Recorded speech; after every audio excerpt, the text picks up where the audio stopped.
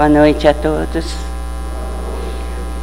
Com muita alegria que nós estamos aqui, conversando diretamente com vocês e abordando um tema que nos é especialmente caro, porque a mediunidade realmente faz a diferença no nosso conhecimento, sobretudo espiritual. O tema que nos foi proposto fala especialmente de uma característica do universo. E por quê? Porque nós vivemos em comunhão. Nós formamos a grande teia. Essa teia se estende ao infinito. São mundos, sóis, estrelas de grandeza ímpar. E nós, seres humanos, mergulhados nesse imenso universo, nessa grande teia, como os peixes estão mergulhados no mar.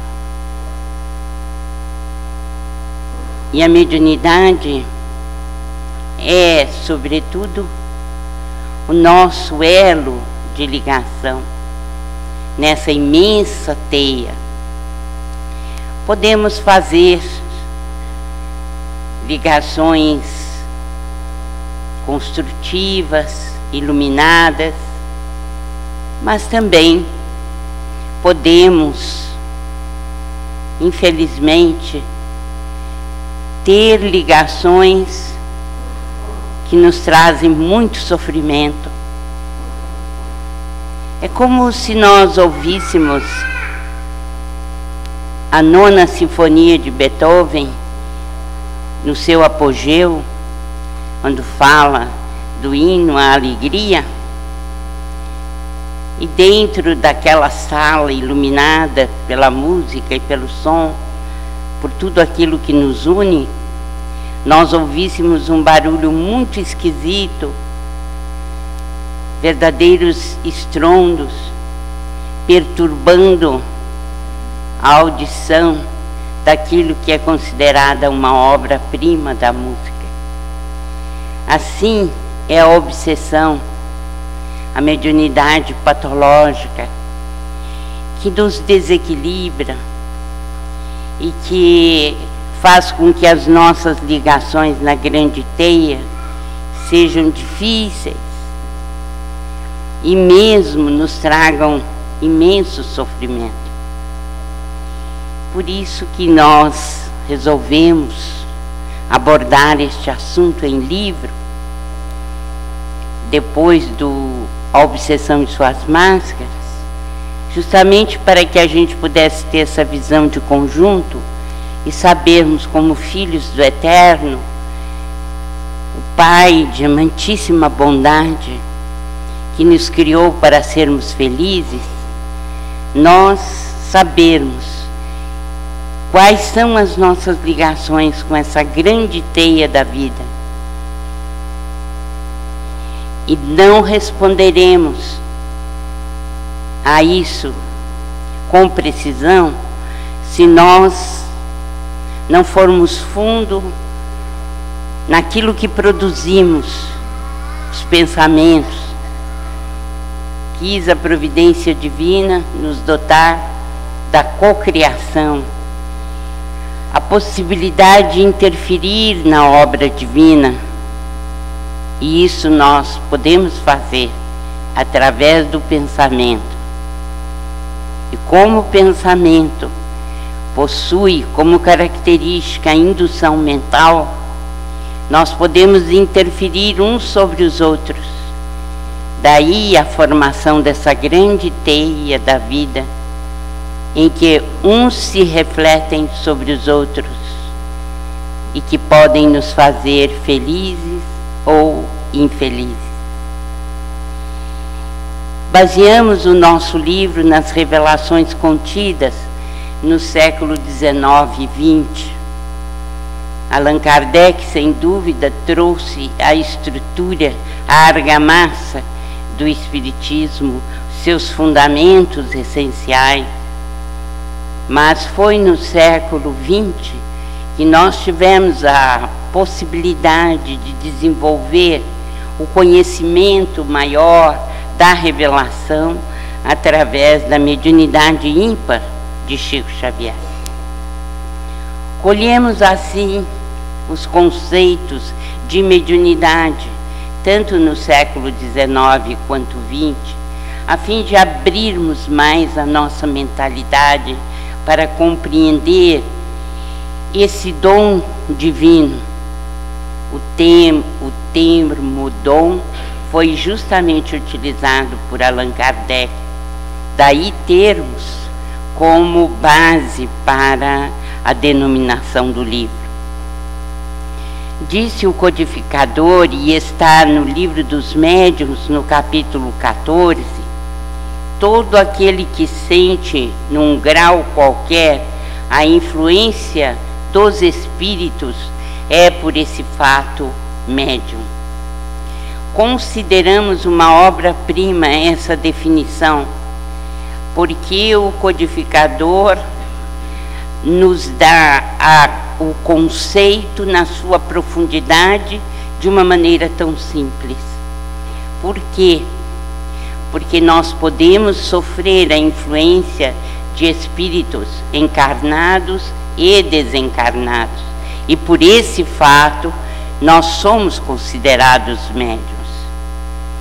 Para Emmanuel, a mediunidade é força mental, talento criativo da alma, capacidade de comunicação e interpretação do espírito, ímã do próprio ser.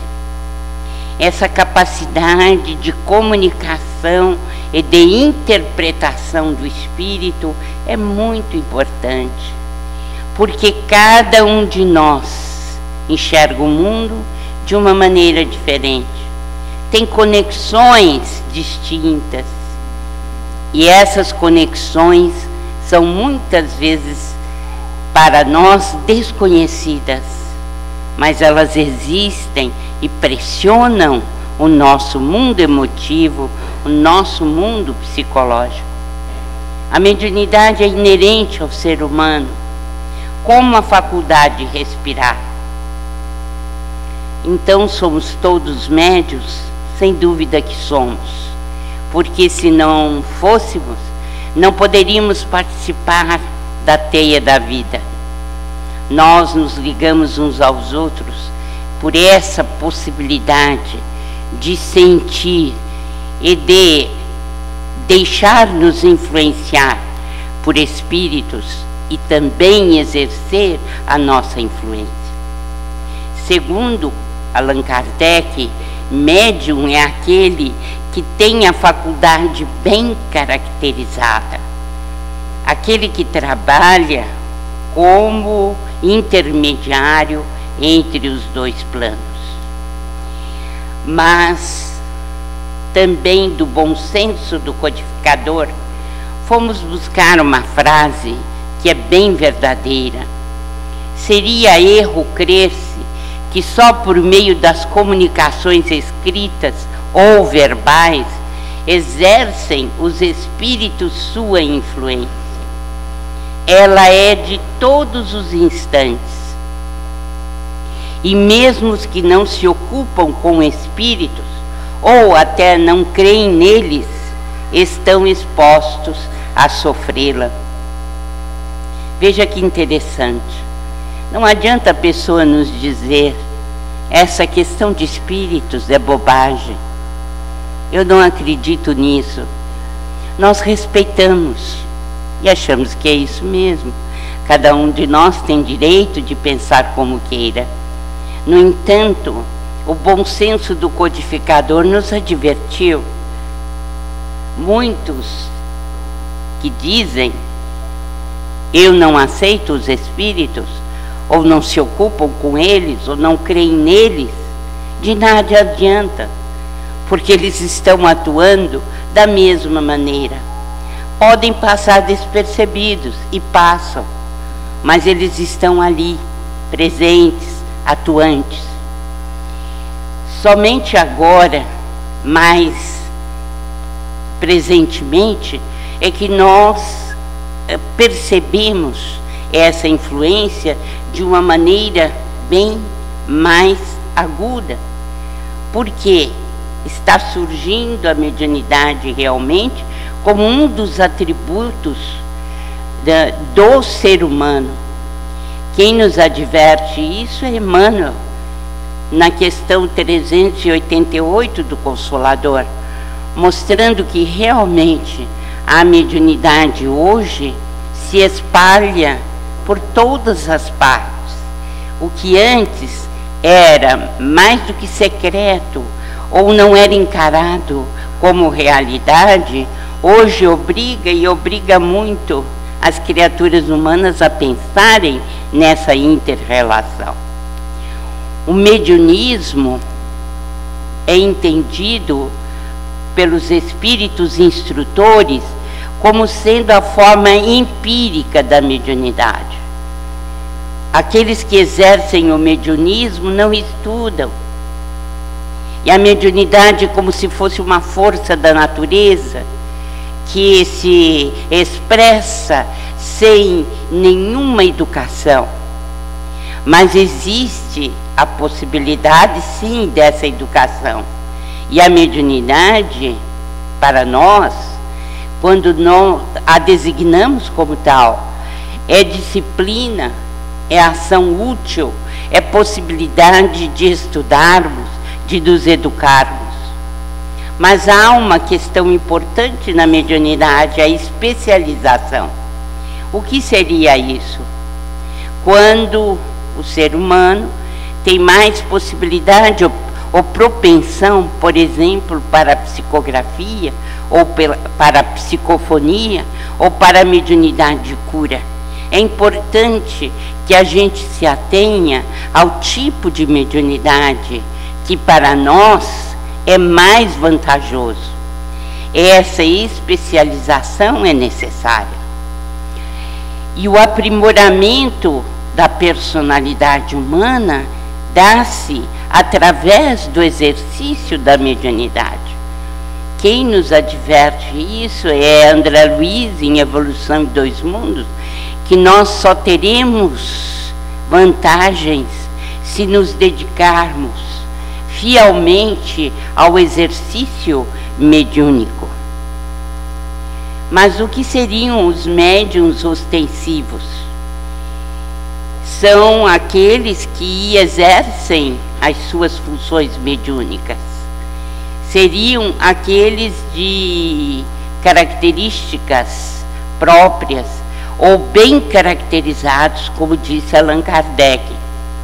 As raízes da mediunidade estão no perispírito ou corpo espiritual e no corpo físico. Por várias vezes Allan Kardec fala sobre isso, e Gabriel Delany é taxativo ao dizer que a mediunidade está subordinada à questão do corpo físico, mas é um dom de todos os seres humanos.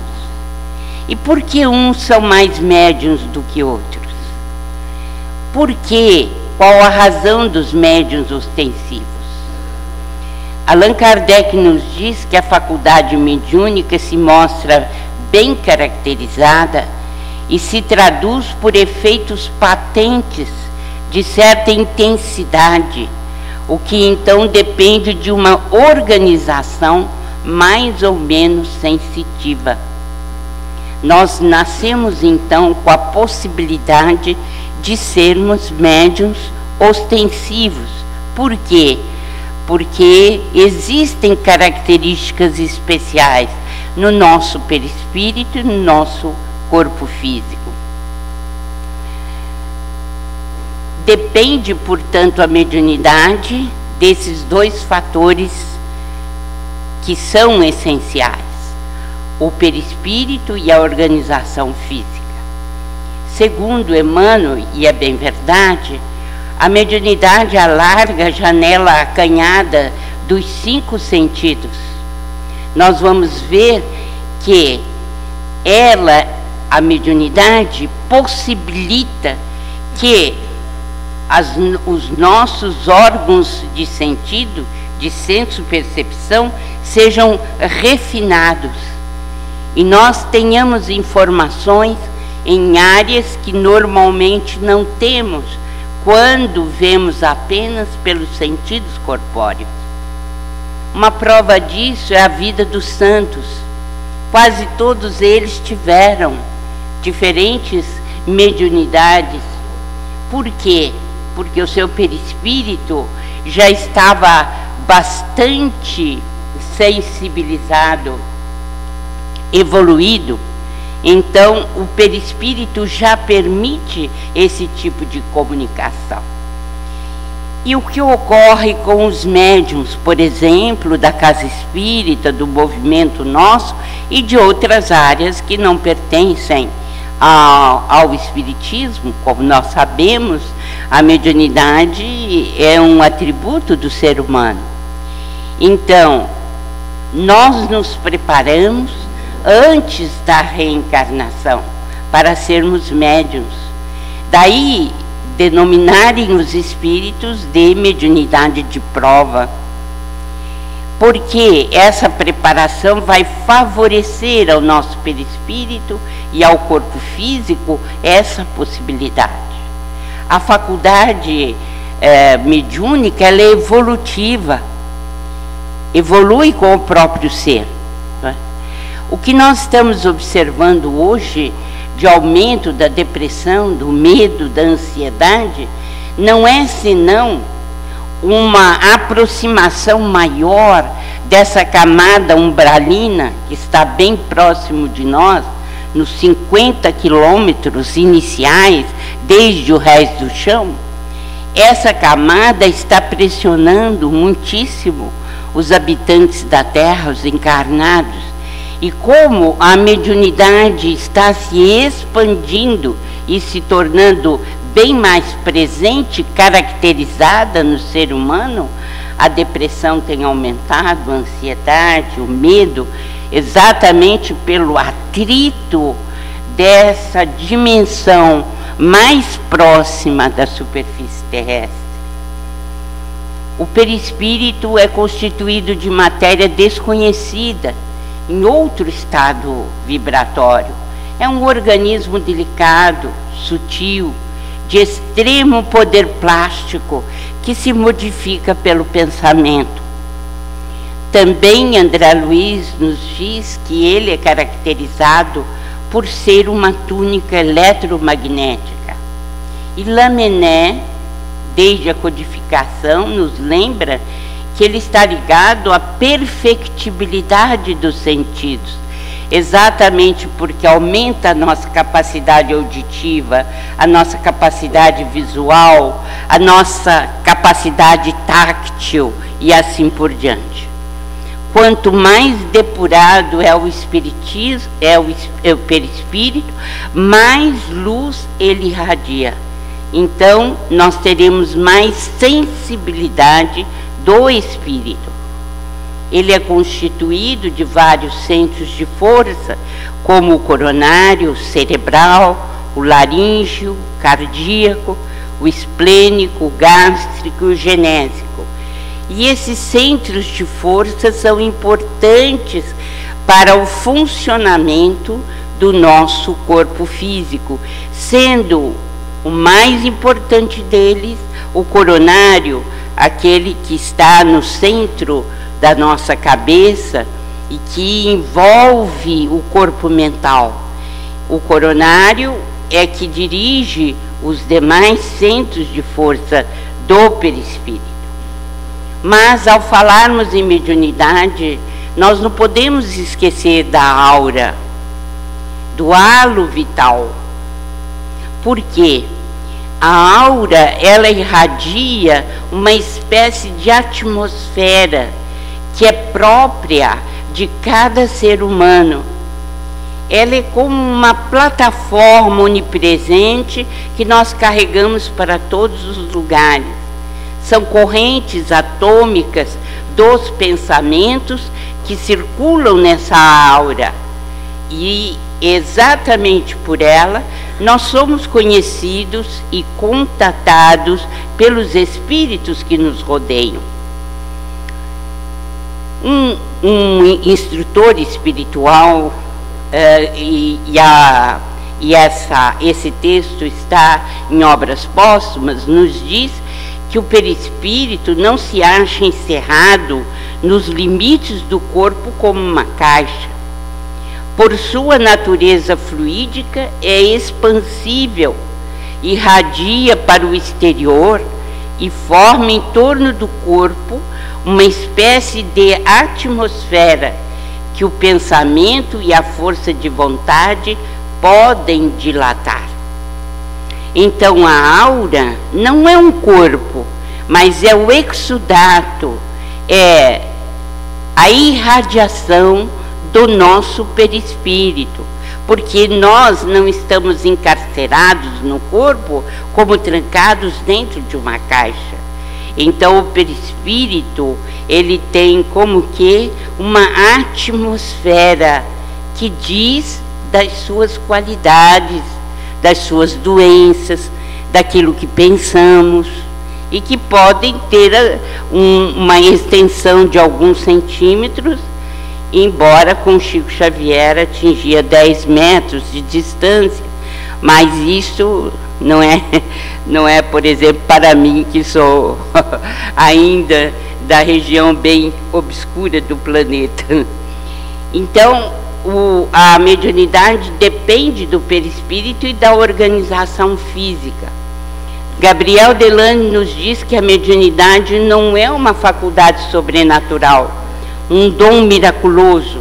Ela depende simplesmente de uma propriedade fisiológica do sistema nervoso.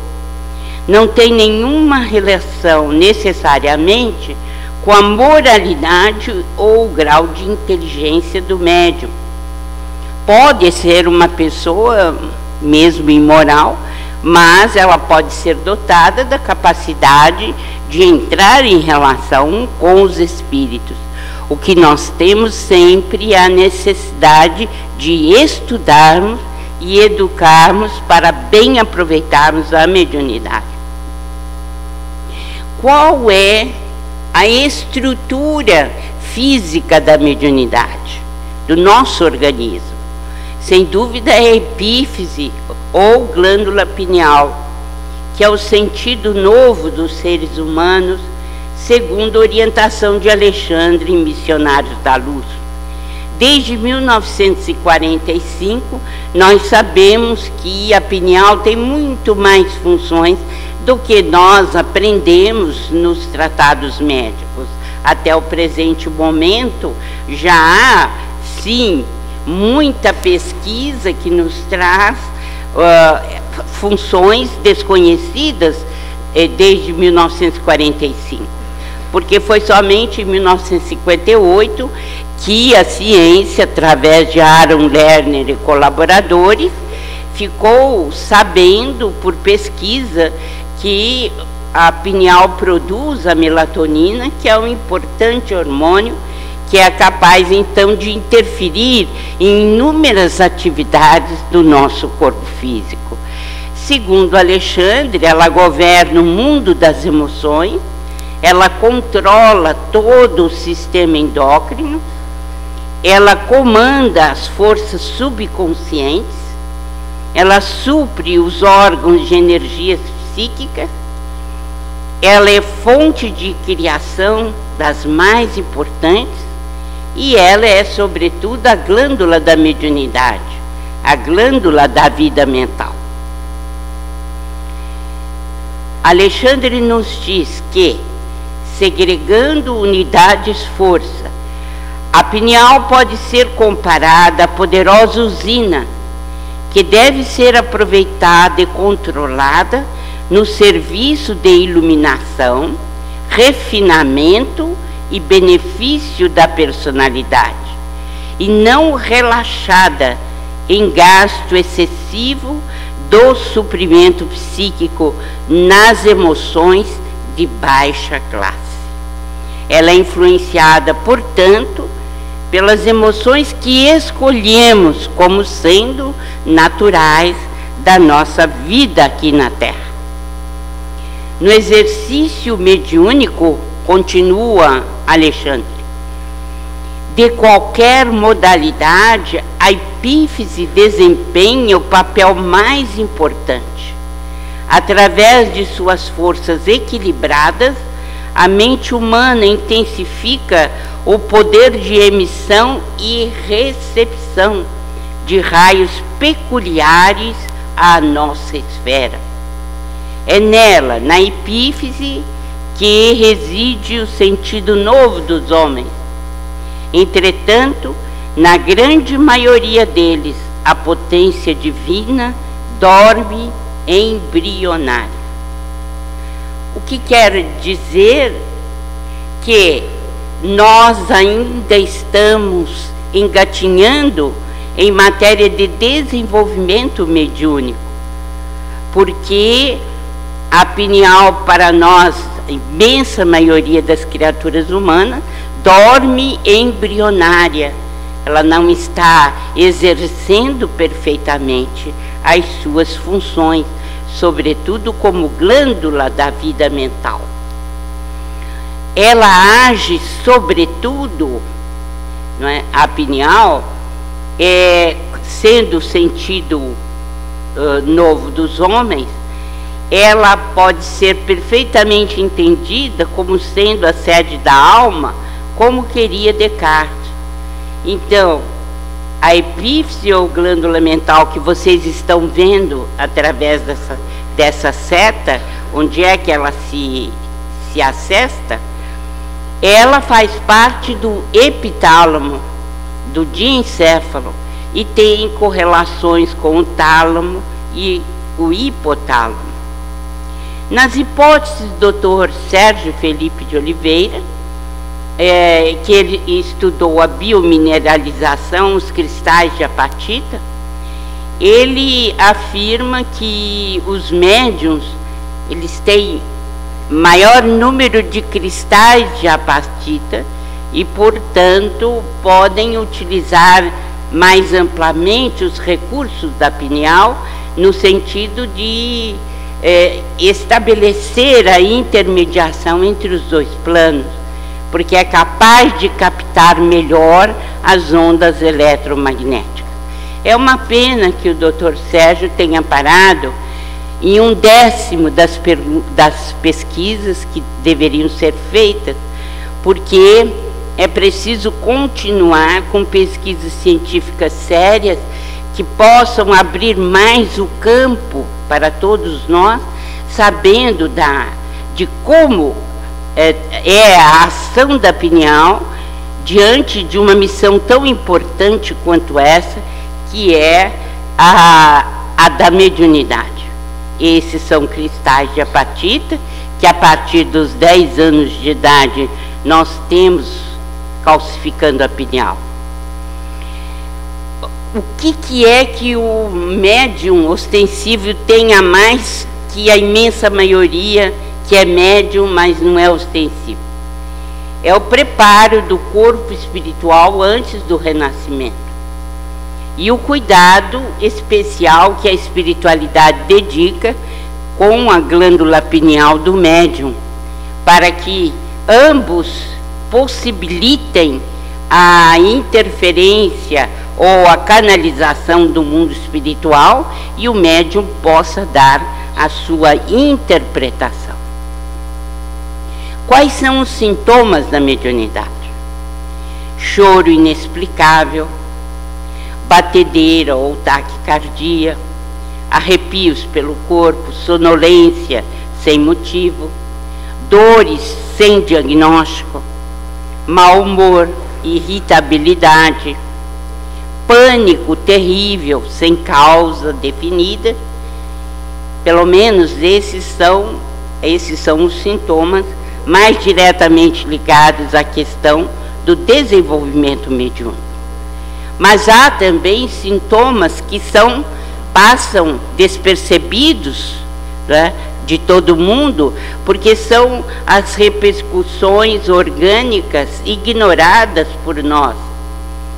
Nós podemos ter distúrbios da alimentação, do sono, e gerando esse desconforto medonho, mas por interferência de influências espirituais. Podemos ter até na esfera sexual, perturbações.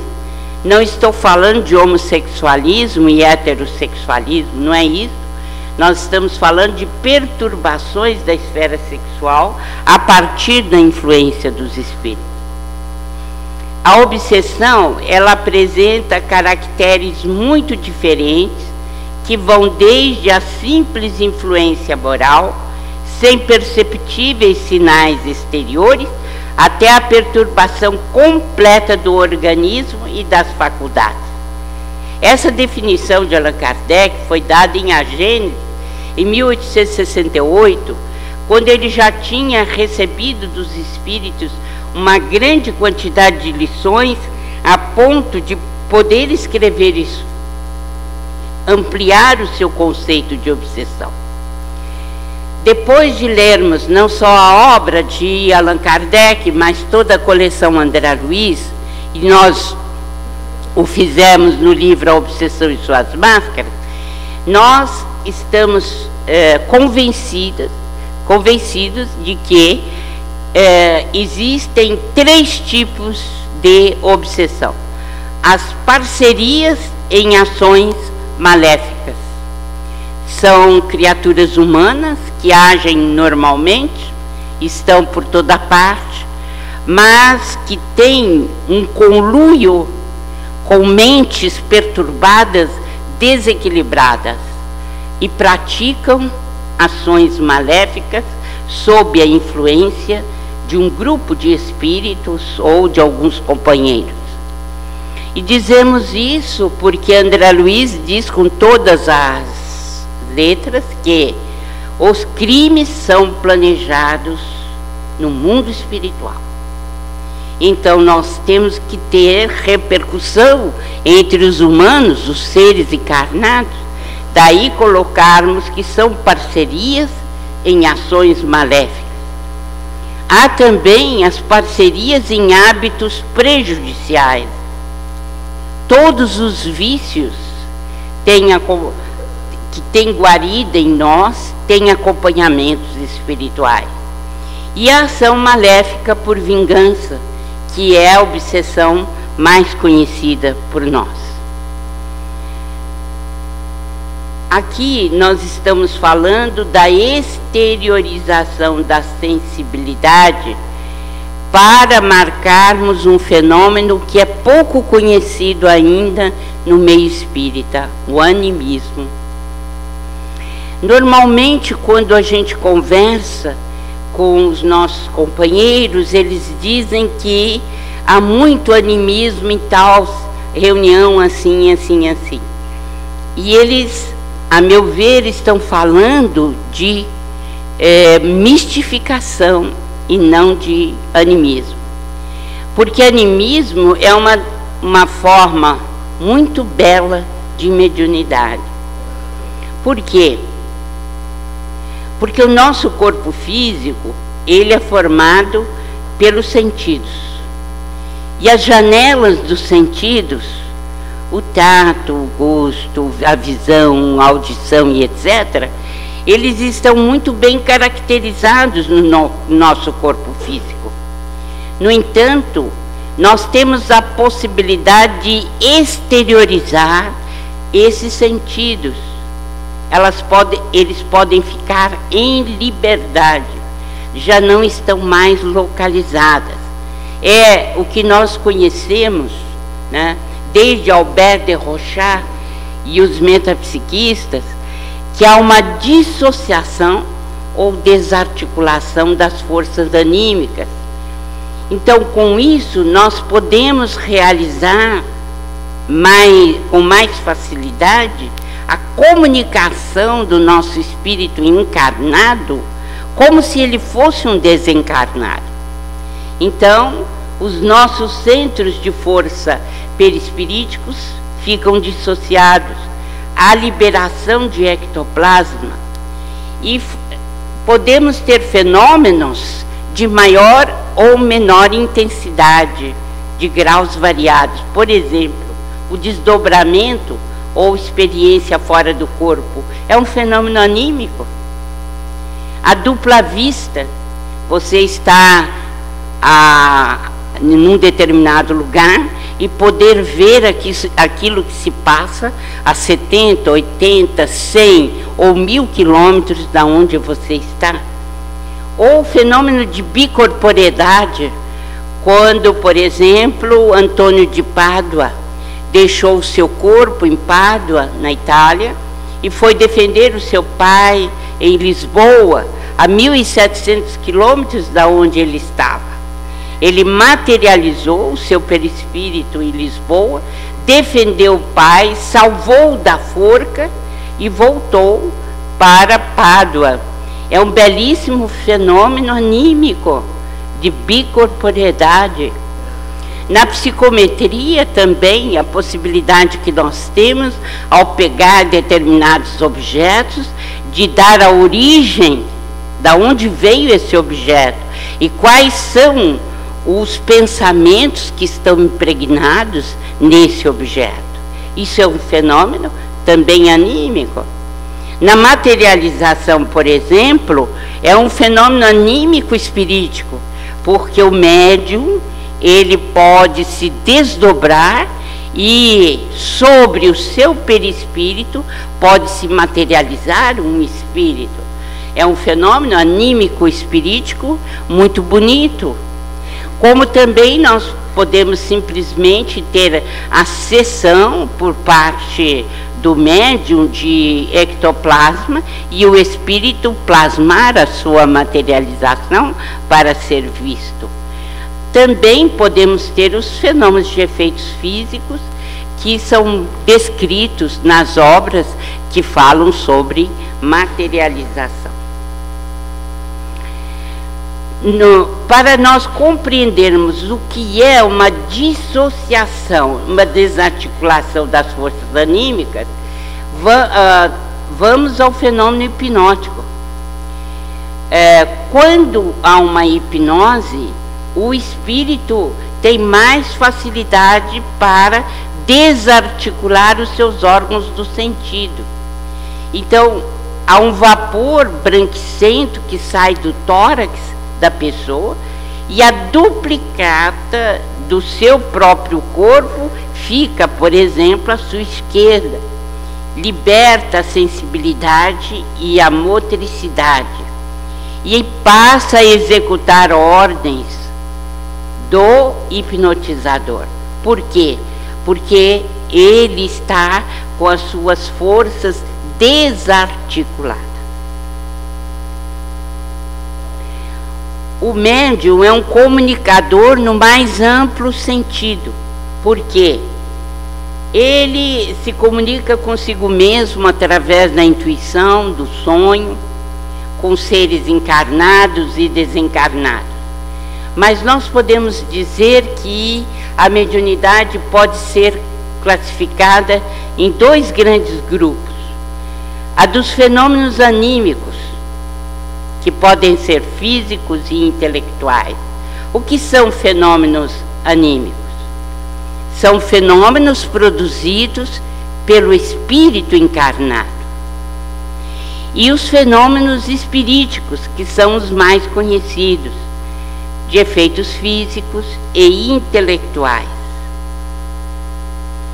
Para compreendermos melhor a mediunidade, nós temos que lembrar a importância do pensamento.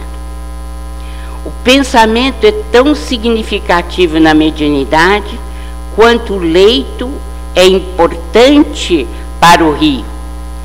Nossos pensamentos geram nossos atos, e nossos atos geram pensamentos nos outros. Aquilo que eu falei da teia. Nós nos influenciamos demais uns sobre os outros. E interessante, não nos apercebemos disso na maior parte das vezes. Emmanuel diz uma frase importante: dize-me com quem andas, e dir-te-ei quem és. Concluiremos que basta a pessoa explicar onde repetidamente está, para sabermos que objetivos ela procura, e basta notarmos com quem anda, para que saibamos com quem essa mesma pessoa deseja se parecer. A questão básica é sintonia de pensamento, sintonia das ondas mentais. E tudo depende do que nós procuramos no dia a dia de nossas vidas. Quais são os fenômenos anímicos? É a ação que o homem vivo, encarnado, exerce além dos limites do corpo. Telepatia, pressentimento, sonambulismo, experiência fora do corpo ou desdobramento, bicorporiedade, avisos no leito de morte, dupla vista, comunicações através da fala, da escrita. Por exemplo, quando a pessoa está numa UTI em coma, ela pode perfeitamente comunicar-se pela escrita ou mesmo pela fala e dizer onde está. Na telepatia, na dupla vista, no sonambulismo, nas experiências fora do corpo. Eu recomendaria o livro Nos Domínios da Mediunidade, quando há a descrição do médium Antônio Castro. Ele se desdobra, ele sai do corpo, e no momento em que ele sai do corpo, ele sai errado. Ele leva o duplo etérico, mas não podemos levar o duplo etérico no desdobramento, porque o corpo físico morre.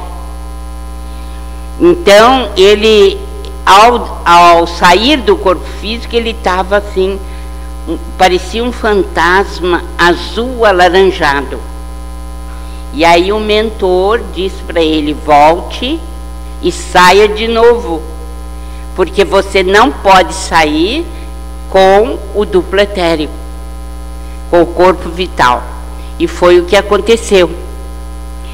E o fenômeno se deu anímico-espirítico, porque o Antônio de Castro foi até um companheiro desencarnado, e esse companheiro desencarnado deu uma bela comunicação para aqueles que estavam reunidos ali. Então, o espírito desdobrado é anímico o fenômeno, mas quando ele traz uma mensagem, o fenômeno é anímico espirítico. Por exemplo, também nós temos avisos no limiar do leito de morte.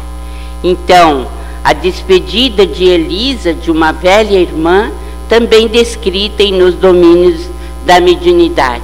Ela já estava partindo deste mundo e deslocou-se como uma bala e foi avisar a sua irmã, que morava a quilômetros de distância da sua casa. Ela deu pancadas no leito da irmã e naquele momento a irmã disse: Elisa está partindo, porque ela percebeu que era um recado da sua irmã para ela. Quantos casos nós não teríamos para contar dessas despedidas no leito de morte? Esse é um fenômeno anímico. Eurípides Barçanufo deixava o seu corpo, né, junto da escrivaninha, e os seus alunos estavam no colégio Allan Kardec. Ele passava uma lição e eles ficavam trabalhando essa lição. Enquanto isso, Eurípides saía do corpo, ia para a Europa ajudar, porque estava se dando a guerra de 1914 a 1918.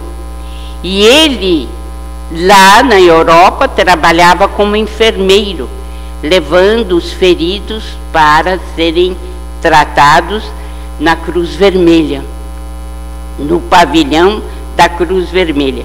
Isso foi descrito pelos próprios alunos dele, porque ao voltar ele dizia como tinha sido a batalha, onde era a situação geográfica em que ele estava, e somente 15 dias depois é que os jornais davam notícias daquele horror, né, que era a batalha que ele havia descrito. Da mesma forma, eu falo no meu livro de um outro caso anímico também muito interessante, que foi descrito por Robert Owen, né, a partir das descrições de um médico, Dr. Perry, porque deu-se o seguinte: um navio ia para determinado porto quando ele naufragou. E o comandante do navio caiu num sono muito profundo em determinado momento e foi aparecer num outro navio que navegava não longe dali. Ele entrou na sala do comandante e escreveu um recado: navega para noroeste, dando a posição do seu navio, daquele que estava naufragando.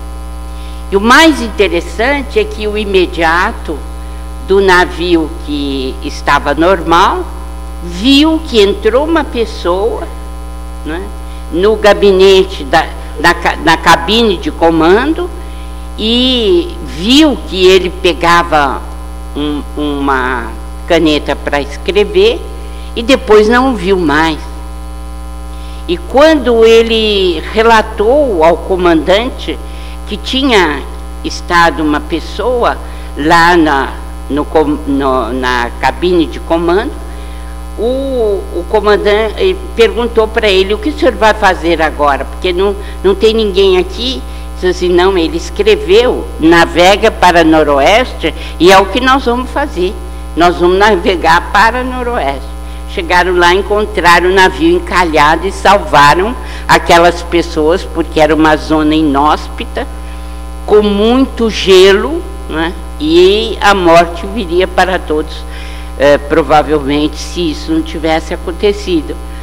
E quando eles chegaram lá no navio, o imediato falou: mas eu vi esse senhor entrar na sua cabine. Então os passageiros disseram: de fato ele caiu num sono terrível ao meio-dia e só foi acordar 1 hora mais tarde.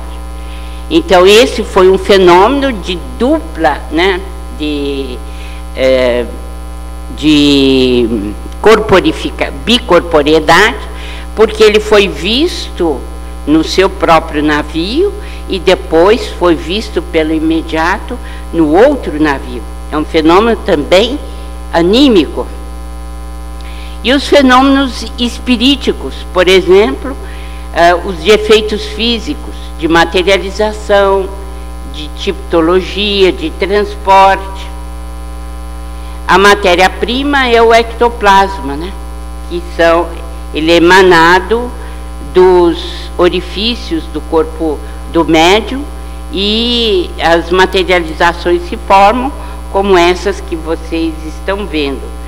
O médium Peixotinho deixou-nos um acervo grande nesse sentido, publicado no livro do Ranieri, Materializações Luminosas.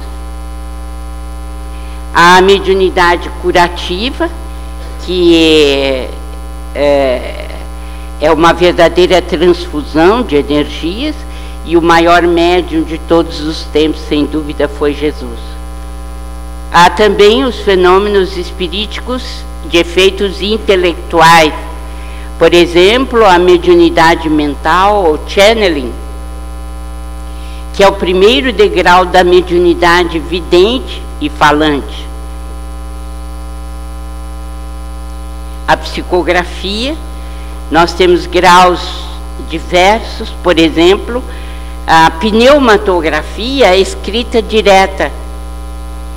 Não sei se vocês já tiveram a oportunidade de ler, mas Allan Kardec utilizou a pneumatografia para tirar algumas dúvidas que ele tinha de determinados assuntos do Livro dos Espíritos.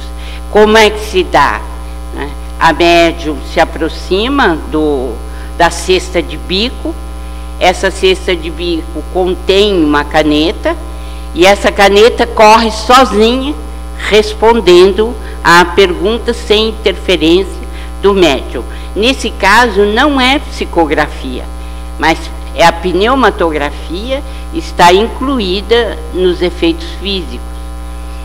Quando é o médium que escreve, nós temos aí a mediunidade de psicografia propriamente dita, que pode ser intuitiva, semimecânica e mecânica.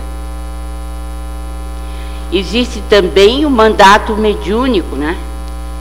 Que nós tivemos em Chico Xavier, um dos mais belos exemplos. Na psicofonia, quando o médium empresta o seu aparelho vocal para que o espírito fale, nas sessões de desobsessão, são exemplos típicos desse tipo de médium. E a psicofonia pode ser por consciente, inconsciente e semi-inconsciente, né? Quando nós temos, por exemplo, na sessão de materialização, que corre aquele alto-falante e que o espírito fala através do alto-falante, nós não temos aí a psicofonia, nós temos, né, a pneumatofonia, porque o espírito utiliza o ectoplasma e canaliza sua voz para falar entre os presentes. A mediunidade de vidência pode se dar, né, de várias maneiras, por dupla vista ou por visão interna, né? A mediunidade auditiva, da mesma maneira, pode ser uma audição direta ou uma audição profunda que se dá na cóclea, o espírito interferindo diretamente no nosso sistema orgânico. Na psicometria, eu acho que todos nós já ouvimos falar, devido à popularização da TV, né? São os médios que colaboram com os policiais, com a polícia local, porque através de vestuário, né, roupa ou de algum pertence da pessoa desaparecida, eles são muitas vezes capazes de detectar o local onde a pessoa está, se está viva ou morta, e em alguns casos até ver o assassino, se for o caso. Esse é um caso interessante nos domínios da mediunidade. André Luiz, Aulos e Hilário estavam passeando em um museu, quando eles viram, né, que havia um espírito de uma moça atrás de um espelho. E Aulos contou a história da moça, né? Esse espírito estava ali porque tinha ganho esse espelho do seu noivo.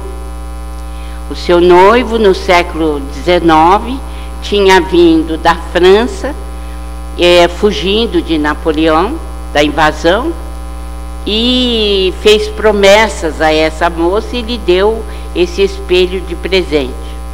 Depois o noivo voltou para a Europa, esqueceu-se da moça, constituiu família por lá e nunca mais apareceu. E Aulus diz então que ela ficou encarcerada naquele presente e estava ali no museu.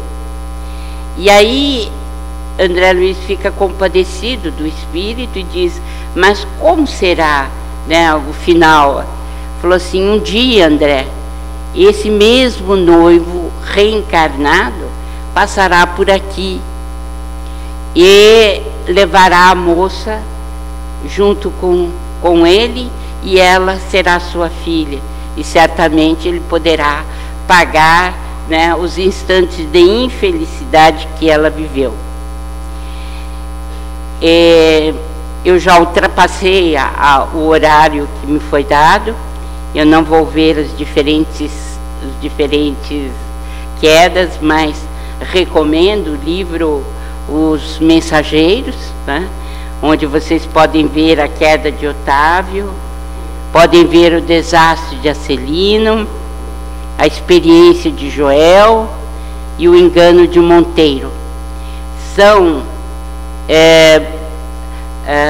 orientações muito importantes para os médiuns, porque falam de erros clamorosos que os médiuns cometeram e que estão no mundo espiritual passando por momentos muito difíceis porque não aplicaram convenientemente a questão da mediunidade. E para terminar, né, nós recordamos o que a mediunidade importa na evolução humana, né? Segundo Allan Kardec, é um dom outorgado para o bem, e o médium está sempre entre forças inferiores e superiores, e isto provoca a sua evolução, a sua adaptação, né? Principalmente quando ele tem as atitudes construtivas dentro da mediunidade. Ainda compara Allan Kardec a árvores. Os médiuns são árvores. As raízes devem estar no estudo e a seiva no coração. Assim também na obra de Chico nós recolhemos que os médiuns não podem ser árvores estéreis, lidarem com coisas inúteis, com interesses mundanos, porque é queda certa. Então, uma oportunidade belíssima de evolução que a gente perde. E, para Allan Kardec, o médium tem que ser bondoso, benevolente, modesto, digno, né? Para Chico Xavier, o médium deve evangelizar-se a si mesmo. Esta é a sua primeira necessidade. Rechaçar o elogio, vacinar-se contra o personalismo, buscar a educação e o aprimoramento, e principalmente o serviço desinteressado ao próximo. Plantação de bondade é colheita de simpatia, diz Chico. Eu agradeço muitíssimo a atenção que vocês demonstraram para as minhas singelas palavras, e repito, para mim é motivo de alegria estar aqui hoje, e peço que Jesus continue a abençoar esta casa de amor e luz. O meu abraço a todos e o meu agradecimento. Muito obrigada.